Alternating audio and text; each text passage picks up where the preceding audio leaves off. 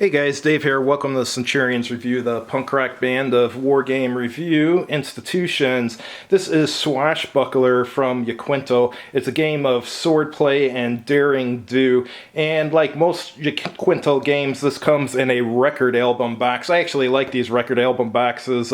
Some people don't. Looks like this was printed in 1980, the golden era of wargaming in my opinion. Alright. Your cheek is still stinging from the blow of the mincing dandy's glove. He stands there smirking and basking in his moments of cheap glory as his pack of cronies hoots and cackles over your plight. The dandy may very well be the finest swordsman in all of France, but he has made a fatal error, for this time he has tried to bully a swashbuckler. Alright, it says as far as complexity is level 2, falls between the lower end of average wargame complexity, being fairly easy to master, but having fairly detailed mechanics. I've actually played this.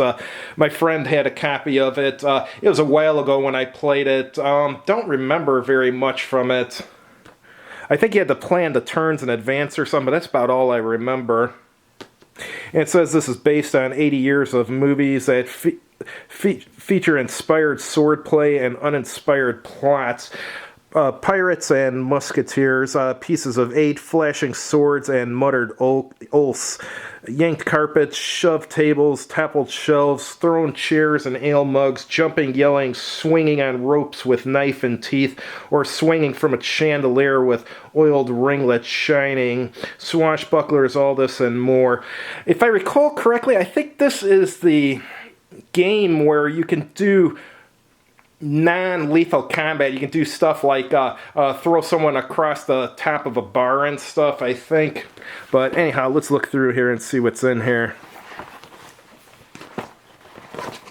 So this breaks off like this, and on one side here you have 2 ships, or 2 levels of a ship actually, and on the other side here you can use this as a generic for a generic bar scene or whatever you're trying to do.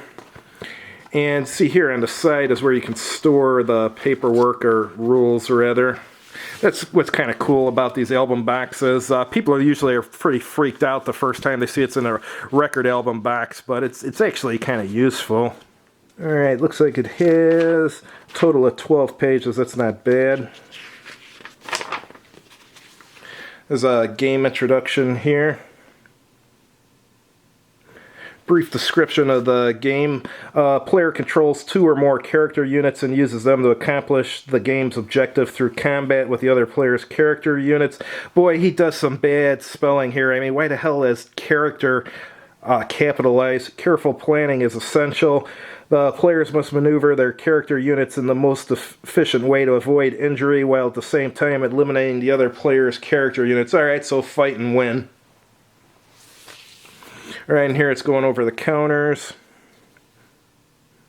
Looks like the counter's just got a picture and the name of the unit.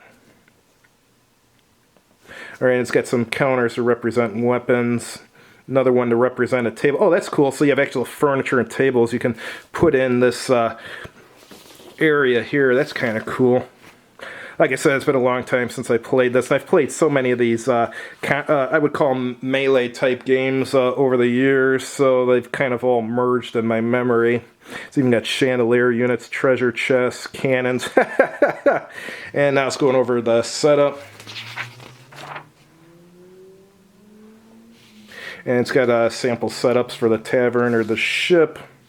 Going over character selection or random character unit setup. And here's where the basic game rules start. Basic sequence of play. The order plot phase, which in that phase consists of order sheet notations, general notations, notation lengths, and notation example. And here it's showing you how you fill out your sheet.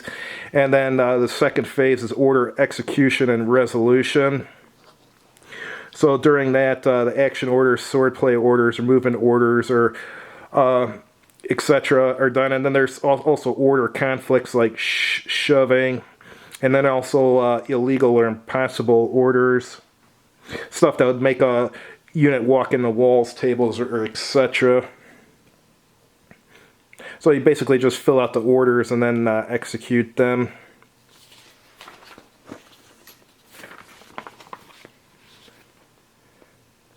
And there's an effect of injuries on character units. You can get body injuries, head injuries, injuries to your arms, etc. It's got special attacks.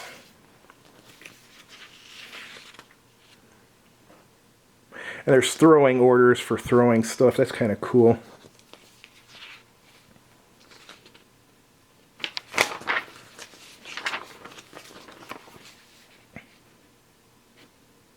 There's stuff for toppling shelves.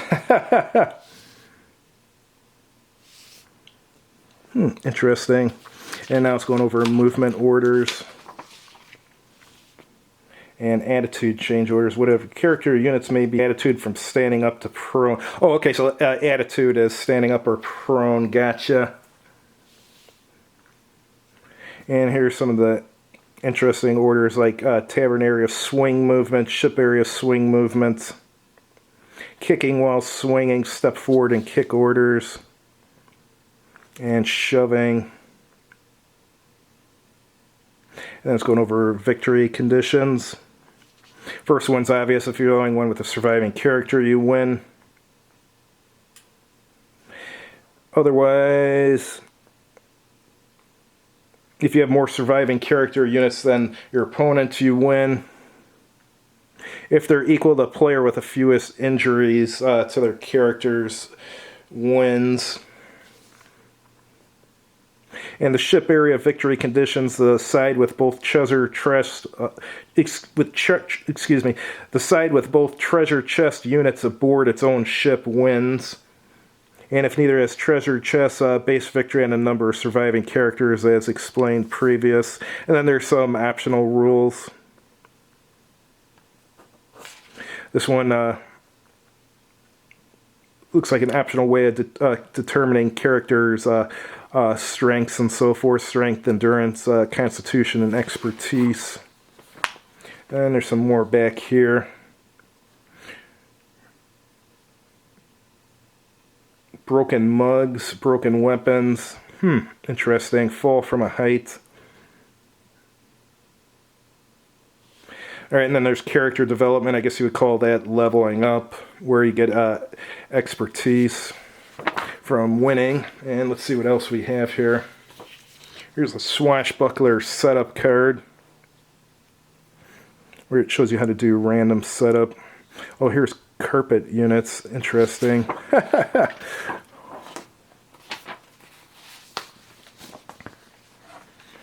Alright, this is like your player card or player aid card.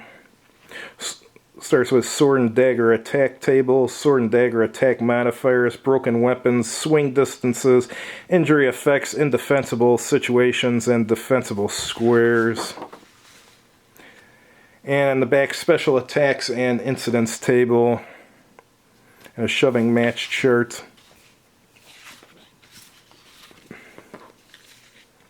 And here's the order sheet. Obviously you would photocopy this so you don't harm the original. Looks like some of these have been photocopied already. Alright, and then there's just a little brochure here with some other Yaquinto games you could have ordered back in the day. And let's see if we can find the counters in here. Usually those are on the side here. See if I can get these out. There's some there. Is there any on the other side? Yeah, the other side's got some too. Alright, so you get stuff in here like tables, character sheets, and so forth. The artwork doesn't look bad for the 1980s. This is actually chairs. This is pretty good for the 1980s. Beer mugs. I assume you can throw those at each other. And there's some more stuff in here. Here's a player character. Yeah, I mean, those look okay for the 1980s, definitely. It looks like it includes some dice, 2 dice, too. Anyhow, thanks for watching. Just wanted to show you guys what this game looked like. If you liked the video, please click like on it. And if you haven't done so already, please subscribe to this channel. And as always, have a good evening.